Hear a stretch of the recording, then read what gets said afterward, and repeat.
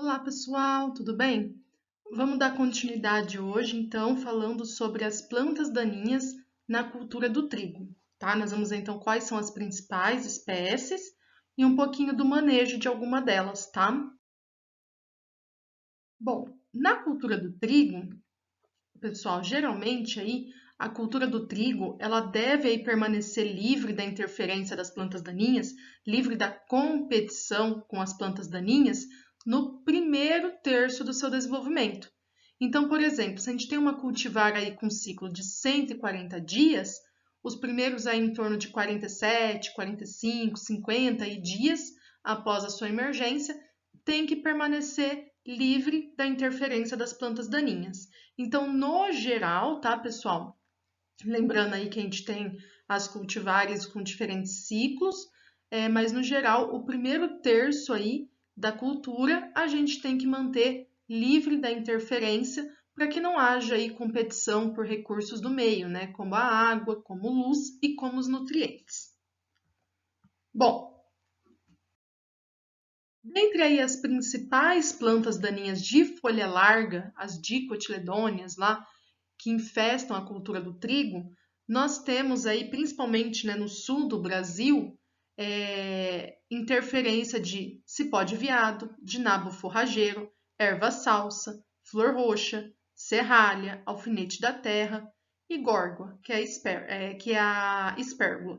Então, pessoal, esse aí, né, mais aí na região sul, mas nós também temos algumas plantas daninhas, né, elas também aí invadindo áreas de regiões mais quentes do Brasil, onde são cultivado o trigo, principalmente em anos, né, que o inverno na região sul tem também uma temperatura mais fria, e quando nós temos uma temperatura mais elevada, né, no verão, lá no Rio Grande do Sul, a gente tem, além dessas espécies, a presença aí de algumas outras, como poaia, como a corda de viola, como o picão branco, o picão preto, banchuma, o leiteiro, né, amendoim bravo.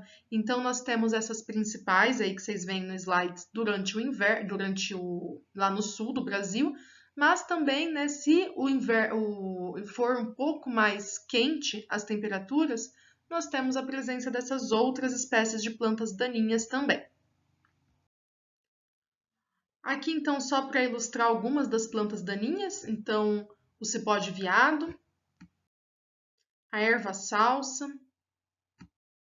a flor roxa, serralha, a silena, a górgua ou espérgula. Bom, então essas foram assim as principais, né, que a gente visualiza aí na cultura do trigo. Entre as principais espécies aí de folhas estreitas, né, das monocotiledôneas, que mais vão competir aí com a cultura do trigo, nós podemos ver o lolium, que é o azevém, a aveia preta e a aveia branca. E, pessoal, nas regiões mais quentes do Brasil, em anos em que o inverno na região sul tem uma temperatura em média mais elevada, a gente também pode ver a presença de capim-colchão e de capim-marmelada, tá? Então essas são as principais plantas daninhas aí que a gente acaba vendo na cultura do trigo. Como controle, pessoal, primeiro, né? Lembrando que a gente não tem só o método químico de controle, a gente tem tem 5 métodos de controle que a gente pode utilizar, e o ideal é que a gente utilize a maior parte dos métodos para a gente fazer um manejo integrado das plantas daninhas e não ter aí uma alta pressão de seleção, né, usando somente os herbicidas.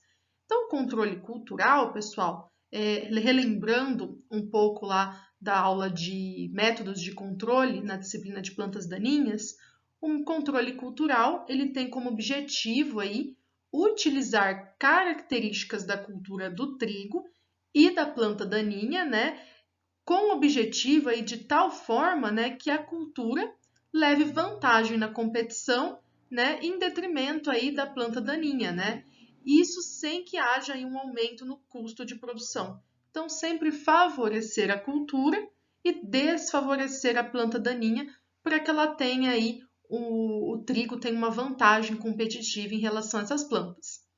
Então, como principais exemplos dos métodos de controle, são a época de semeadura adequada, então prestar atenção no zoneamento agrícola e nas regiões homogêneas de adaptação, né? Um espaçamento menor também é um dos métodos culturais, mas também lembrando lá da aula de controle, tanto a redução no espaçamento quanto maior adensamento na semeadura, a gente tem um limite, né? Até um certo limite que é recomendado para aquela cultura, para aquela cultivar, para aquele ciclo daquela cultivar, para que a gente não passe a ter uma competição intraespecífica, então dentro da própria cultura do trigo, tá? Então, podemos fazer, mas temos até certo limite para que isso ocorra. A rotação de cultura, né? Que a gente acaba quebrando o ciclo da planta daninha e não só das plantas daninhas, né? A gente acaba utilizando outros herbicidas, outros fungicidas, outros produtos químicos, outros inseticidas, também quebramos o ciclo dos insetos, de doenças. Então, a rotação de cultura, muito importante também para o controle cultural. Utilizar sempre as variedades recomendadas e fazer sempre um manejo aí de fertilidade adequado. Então, sempre proporcionando vantagem à cultura do trigo. Aí, pessoal, algumas observações, né? A rotação de cultura, ela tem aí um forte efeito sobre a população de plantas daninhas, tá? Porque ela representa aí, então, como eu disse, uma oportunidade de utilizar diferentes produtos químicos, diferentes herbicidas, de diferentes também mecanismos de ação e também utilizar outros métodos de controle, tá? E a escolha aí de culturas com maior potencial alelopático também ou de ampla cobertura aí do solo podem reduzir significativamente o número de plantas daninhas que emergem na área. Então, se vocês lembrarem da aula de alelopatia, algumas culturas têm efeito alelopático, que é observado em campo. E o uso dessas culturas acaba ajudando aí na redução da infestação de plantas daninhas.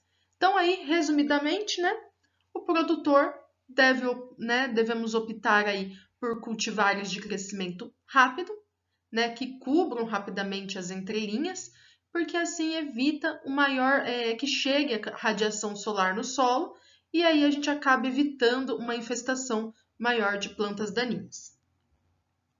Bom, temos também o controle mecânico, né? Então, o controle mecânico é um pouco menos utilizado. Geralmente ele ocorre em pequenas áreas, justamente porque o controle mecânico aí na cultura do trigo nós temos o arranquio e a capina. Então, o arranquio é arranquio manual mesmo, com a mão, e capina aí usando, por exemplo, a enxada. Então, dois métodos de controle mecânico que podem ser utilizados na cultura do trigo, só que aí é mais utilizado para pequenas áreas. E por fim, temos também o controle químico das plantas daninhas por meio então do uso de herbicidas na cultura do trigo. Aí eu trouxe para vocês herbicidas que são utilizados aqui, nós temos todos, tá, pessoal? Então são todos herbicidas tanto seletivos quanto não seletivos à cultura do trigo. E também trouxe entre parênteses para vocês o mecanismo de ação. Então, quando vocês verem resistência de plantas daninhas, vocês vão ver que é muito importante a gente ter a rotação de mecanismo de ação para a gente reduzir essa pressão de seleção em cima das plantas daninhas e aí não acabar selecionando biótipos de plantas daninhas resistentes dentro da nossa população de infestantes. Então, ó, nós temos aí na cultura do trigo o 2,4-D e o MCPA, que são do grupo do mecanismo de ação dos mimetizadores de auxinas, ou seja, das auxinas sintéticas. Temos aí o bentazon e o metribuzin, que são herbicidas pertencentes ao mecanismo de ação do fotossistema 2. Temos cletodin, clodinafop, que são os graminicidas, né, pertencente ao mecanismo da ACCase, o glifosato, da IPSPS, o glufosinate, da GS, o imazamox, o iodosulfuron, o metsulfuron, e o piroxulan, que são todos inibidores da ALS, o saflufenacil, que é inibidor da Protox, o paraquat, que vai deixar de ser usado, mas né, é um inibidor do fotossistema 1. Então, vocês veem que a gente tem vários aí mecanismos de ação que podem ser utilizados. E aí, ó, um adendo aí para o metsulfuron tanto para trigo quanto para triticale. Triticale, né, temos só aí um metsulfuron para utilizar nessa cultura. Então, temos vários mecanismos de ação que dá para rotacionar, então vamos ver um pouquinho quando cada um é utilizado. Lembrando que a seletividade depende de como a gente está utilizando esse produto também. Aqui, pessoal, depois vocês podem ver aí com mais calma, né, na leitura, né, nos anexos, no PDF, mas aqui tem várias plantas daninhas aí infestando a cultura do trigo. E aí, né, esse trabalho eles colocaram aí o 2,4-D, o metribuzin, o metsulfuron, né, o iodosulfuron, bentazon, pendimentalin e o clodinafop aí para avaliar se, né, tinha um controle satisfatório, se não tinha controle, qual a porcentagem de controle sobre as principais espécies que eles viram ali infestando a cultura do trigo. Então é legal que é mais uma informação aí que a gente pode consultar, dependendo aí do tipo de planta daninha que a gente encontra na área. Bom, aqui, pessoal, tem alguns herbicidas que são seletivos aí para a cultura do trigo. Então, nas doses e épocas de aplicação indicados para a cultura do trigo, tá? Lembrando que a seletividade também depende da dose, da época em que a gente aplica o produto. Então, nós temos aí, ó, 2,4-D, metribuzin, metsulfuron, iodosulfuron, bentazon, iodosulfuron, de novo, e pendimentalin. Então, ó, tem o nome do produto, a concentração dele, o produto comercial, né? E aí, então, lembrando, concentração 100 gramas de ingrediente ativo ou equivalente ácido, e o produto comercial, que é aquele quilos por hectare, litros por hectare, né? E a época de aplicação. Então, aí, quando que eles podem ser aplicados na cultura do trigo? Então, vamos pegar como exemplo aí só o primeiro, né? Então, nós temos aí o 2,4-D. Tem vários produtos, né? Então, por isso que eles colocam várias concentrações. A dose, que é de 0,5 a 1,5 litros por hectare, então vai depender do produto que você está utilizando, dependendo das plantas daninhas também. Então, lá ele é recomendado para aplicar em pós-emergência, né, das plantas infestantes com 2 a 6 folhas, até a ocorrência do primeiro nó na cultura do trigo. Então, vejam que nós temos aí até um certo período que nós podemos aplicar o produto. Não quer dizer que o produto é seletivo, que eu posso aplicar em qualquer etapa do desenvolvimento da cultura. Então, tem alguns produtos que eles têm um certo limite até o desenvolvimento da cultura que pode ser aplicado. Mas tudo isso, pessoal, vocês podem ver escrito na bula, ver escrito no rótulo, vocês também podem procurar na internet. No Agrofit do Ministério da Agricultura também tem os produtos que são recomendados. Também aí, para quem tiver, tem aqui também no guia de herbicidas, tá? Aqui vem todos os produtos, vem as recomendações, que é praticamente a coletânea da bula dos produtos, tá? Então vamos continuar. Aqui também a continuação da tabela, né? Clodinafop e Piroxulan, herbicidas para a cultura do trigo. Observem que quando é recomendado o uso de adjuvante, ele traz aqui, ó, adicionar óleo mineral emulsionável na proporção de 0,5% aí do volume. Então, quando é indicado adicionar o adjuvante, né, o óleo, ele vem descrito aí lá na bula do produto, tá? Quando não vem escrito, nós geralmente não vamos adicionar. Bom, aqui tem os herbicidas não seletivos para a cultura do trigo. Então, quando que eles são utilizados? Eles são utilizados no manejo da dessecação. Então, eles vão ser utilizados lá antes do plantio do trigo, para dessecar as plantas daninhas que estão presentes na área. Então, nós temos aí o glifosato, o paraquat mais o diuron, o paraquat, Temos também 2,4-D, metsulfuron, paraquat com diuron, né? Então, são todos aí produtos que vão sendo utilizados antes. Então, observem que eles têm aí uma época, né? Se eles controlam apenas folhas estreitas, folhas largas, se controlam as duas, se controlam plantas perenes ou não, e a época de aplicação. Então, a maior parte aí, no mínimo, 1 dia antes do plantio, mas também temos aí, ó, a aplicação sequencial, que nós vamos aplicar aí glifosato e depois paraquat com diuron. Então, a aplicação do glifosato 15 dias antes do plantio, a 20 dias antes, né, do paraquat do diuron. Então, nós temos aí também aplicações sequenciais para o manejo dessas áreas aí que tem altas infestações. Tá bom, pessoal? Então, aqui nós temos mais alguns herbicidas, né? São os mesmos herbicidas, só que com outras... agora eles vêm com outras informações, né? Então, a concentração, o nome agora do produto comercial, a classe toxicológica e qual que é a formulação dele, né? Se ele vem aí na fórmula de grânulos, concentrado emulsionável, suspensão concentrada, concentrado solúvel, solução aquosa, se é dispersível em água, se não é, qual é a classe de toxicológica dele, de 1 a 4. Então, aí só algumas outras informações de alguns produtos que são utilizados aí no trigo. Então, vamos falar um pouquinho, pessoal, de buva no trigo, tá?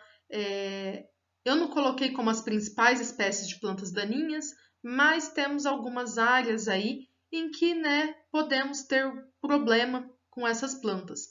Então, a buva aí, né, tanto a Coniza bonariensis, Coniza canadensis e a Coniza sumatrensis, nós temos aí muitos casos de biótipos de plantas daninhas que são resistentes, né, ao glifosato, além de ser uma planta daninha aí de difícil controle. E o cultivo do trigo, ele pode ser utilizado aí dentro do sistema integrado de controle de buva, né, que envolve a rotação e a sucessão de culturas, tá? E nós temos aí que várias ações, né, que envolvem principalmente a eliminação dessas plantas daninhas que crescem aí nas margens de estradas, né, dentro mesmo da propriedade, evitam aí que essa planta daninha dissemine, né, para outras áreas, lembrando que ela é uma planta de sementes pequenas e facilmente aí dispersada pelo vento. Além disso, né, nós temos que aproveitar as oportunidades que nós temos de manejo da buva, né, principalmente aí no inverno, na dessecação pré-semeadura, no controle de catação na pós-emergência das culturas, para que haja um sucesso aí em eliminar, em controlar a buva nessas áreas. Tudo bem, pessoal? Então, aí, só um pouquinho sobre a importância e agora um pouquinho do manejo da buva. Então, o manejo de inverno, né, que é aquele após a cultura de verão, ele é importante, né, principalmente para plantas pequenas de buva, que elas são controladas, né, assim como a maior parte, a maioria das plantas daninhas, elas são todas controladas aí principalmente com maior facilidade quando elas são pequenas, né? Ao contrário de quando elas são grandes, que é muito mais difícil o manejo das plantas daninhas. Então, aí nós temos o cultivo de áreas, né, e o uso de herbicidas alternativos, e o cultivo dessas áreas de inverno aí com trigo, com centeio ou com aveia reduz muito o número de plantas daninhas e o número de plantas de buva nas áreas, em comparação quando a gente deixa essas áreas em pousio. Deixar uma área em pousio, pessoal, é sempre mais prejudicial, né, do que qualquer outra coisa, porque a gente está deixando a planta daninha ali crescer, desenvolver, sementear, e aquilo vai entrar no banco de sementes de novo e a gente vai ter problema aí na próxima safra. Então, o uso, né, o cultivo dessas áreas com trigo, centeio ou aveia reduz aí o número de plantas daninhas.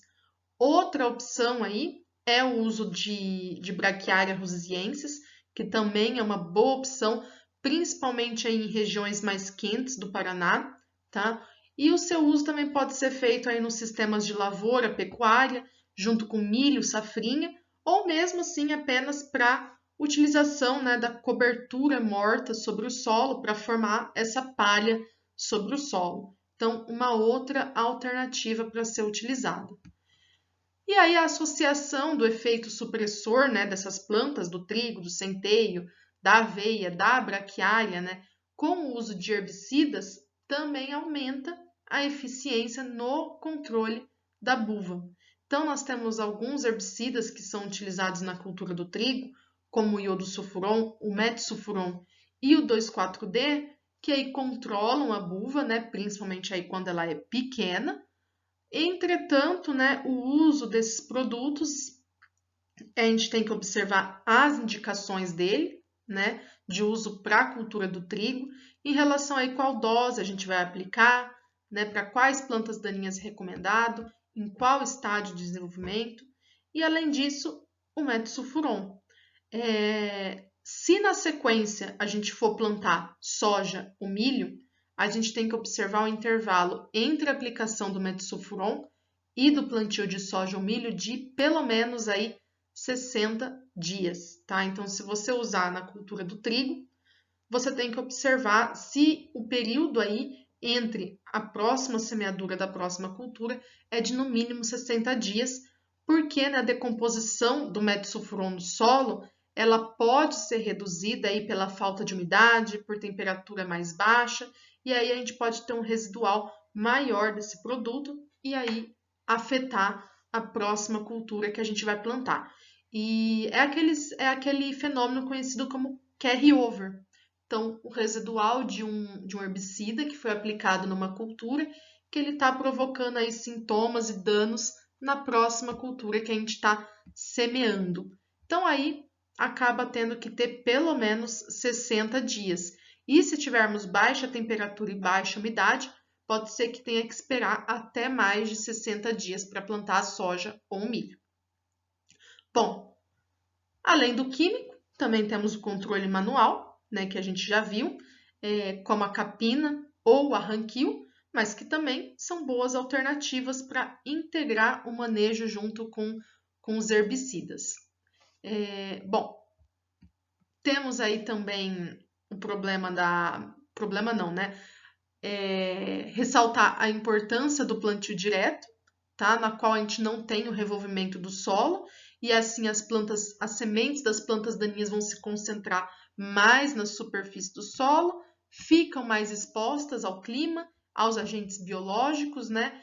E a palha aí, né? Além disso, o plantio direto, a palha que fica sobre o sistema, né? Sobre a superfície, ela vai ter aí tanto um efeito físico, né? Que a gente impede também a passagem de luz, interferindo aí na germinação de plantas daninhas que são fotoblásticas positivas, aquelas que são favorecidas pela presença da luz e precisam dela para iniciar o processo de germinação, e também no crescimento delas, tá? Então, temos os benefícios aí da palha sobre o solo. E vale ressaltar também que quando a gente tem palha sobre o solo, e aí a gente não está falando só da cultura do trigo, a gente está falando de várias culturas, de todas elas onde a gente tem a adoção do sistema de plantio direto, nós temos aí a escolha dos herbicidas, envolve mais esse fator, que é o fator palha no sistema. Porque o herbicida ele vai ter que ser capaz de atravessar essa cobertura de palha e chegar ao solo para que possa ser aí absorvido pelas sementes, né, pelas raízes, né, quando a semente aí entra no processo de germinação, absorvida aí pelas radículas ou para os primórdios de folhas das plantas daninhas. Então, essas são mais algumas características que a gente vai ter que observar, que são a parte de características físico-químicas desses herbicidas. Então, a gente vai ter que observar um produto, por exemplo, que tem uma maior solubilidade, um produto que tem uma menor lipofilicidade, ou seja, que não se adere tanto aos lipídios, por isso ele consegue transpor a camada de palha, produtos que não sejam rapidamente degradados pela radiação solar, porque eles vão ficar expostos ali na palha até que tenha uma precipitação suficiente para que ele atravesse essa camada de palha e chegue ao solo. Tudo bem? Então, isso vocês veem na parte de plantas daninhas, tá? Que são as características físico-químicas dos produtos, né? O comportamento desses produtos no ambiente. Então, solubilidade em água, KOW, pKa. Então, são características que a gente acaba tendo que observar a mais quando a gente também tem o fator palha no ambiente. Então, no geral, para a cultura, o trigo aí é uma boa opção para quem quer manejar buva na sua área. Então, além do trigo, temos as opções também do centeio, também da braquiária e da aveia, que acabam auxiliando em muito o produtor aí no manejo da buva. Bom, para o trigo, esse ano aí foi lançada uma nova ferramenta para a gente utilizar nas áreas de trigo, que é o sistema Clearfield. O Clearfield esse sistema ele já era utilizado para a cultura do arroz, tá? E no trigo, ele chega aí como uma importante ferramenta, né, para os produtores utilizarem, principalmente aí para o controle de plantas daninhas, para entregar uma lavoura limpa para a soja depois, tá? O objetivo na cultura do trigo, pessoal, é manejar o azevém, a aveia e a nabiça. Então, principalmente essas 3 espécies de plantas daninhas aí na cultura do trigo.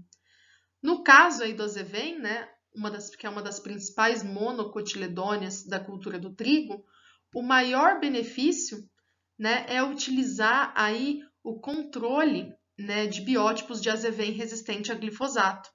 E além de biótipos resistentes a glifosato, também, né, há inibidores da CCase e há inibidores aí da LS. Então, é outra alternativa aí para a gente compor o sistema nosso e entregar uma lavoura limpa. Então, o sistema aí Clearfield, nós temos aí a cultivar que foi lançada, que é essa cultivar chamada Capricho.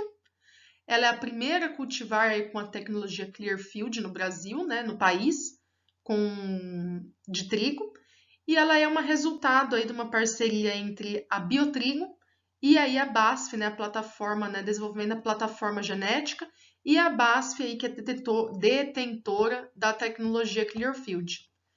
Então, o desenvolvimento aí dessa cultivar, ela aconteceu com a Biotrigo, né, genética, através de técnicas de melhoramento genético convencional, ou seja, não trata-se de um evento transgênico.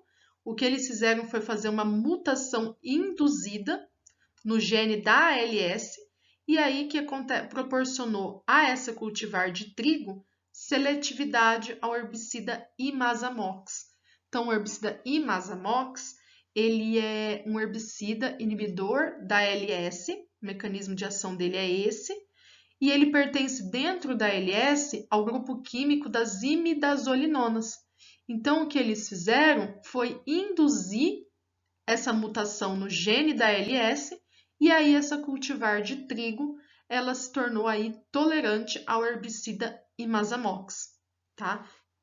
Bom, o desenvolvimento dessa tecnologia aí, então, foi por melhoramento genético convencional. A pesquisa levou aí mais de 10 anos para ser desenvolvida, né?